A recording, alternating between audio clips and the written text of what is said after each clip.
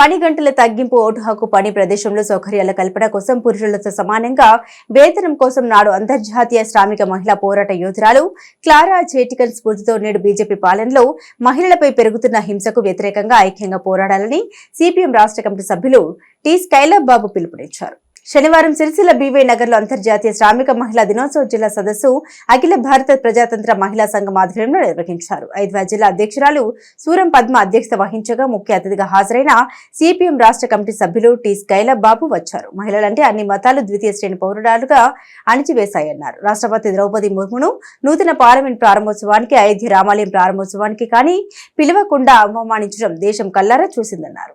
ఈ కార్యక్రమంలో సిపిఎం జిల్లా కార్యదర్శి మూషం రమేష్, ఐద్వా జిల్లా కార్యదర్శి కోడం రమణ, జవ్వాజీ, విమల, ఐద్వా సీనియర్ నాయకులు లక్ష్మి, ఐద్వా నాయకురాలు సులోచన, శారద, గాయత్రి, గీతా, లక్ష్మి, పూజ, నర్సవ్వ, సిఐటి నాయకులు గణేష్, నక్క, దేవదాస్ తదితరులు పాల్గొన్నారు. ఇటీవలి కాలంలో కేంద్రంలో బీజేపీ సర్కార్ పార్లమెంట్ లో 33% రిజర్వేషన్ బిల్లు పెట్టింది. 456 పార్లమెంటు సభ్యులకు గాను 454 మంది దాన్ని ఆమోదించారు.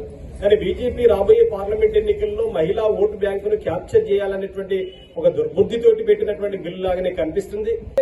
ఇవాళ మహిళలంటే చిన్న చూపు చూసేటువంటి ఒక సంస్కృతి నుంచి విడనాడాలి. మహిళా సమానత్వం కోసం అన్ని రాజకీయ పార్టీలు చొరవ చేయాలి. రేపు రాబోయే పార్లమెంట్ ఎన్నికల్లో మీ పార్టీలకు చిత్తశుద్ధి కనుక ఉంటే ఇవాళ 33% కాదు 50% రిజర్వేషన్ సీట్లు కేటాయించండి చూద్దామని చెప్పేసేటువంటి పద్ధతులలో ఆలోచిస్తున్నాం. ఇక అంతర్జాతీయ మహిళా దినోత్సవం సందర్భంగా ఆడపిల్లను కుట్టనిద్దాం, ఎదగనిద్దాం, పెరగనిద్దాం, చదవనిద్దాం, ఆడపిల్లని ముందుకు తీసుకొద్దాం, పురుషులతో పాటు సమానంగా ముందుకు తీసుకెళ్దామని చెప్పేసి తెలియజేస్తూ ముగిస్తున్నాం.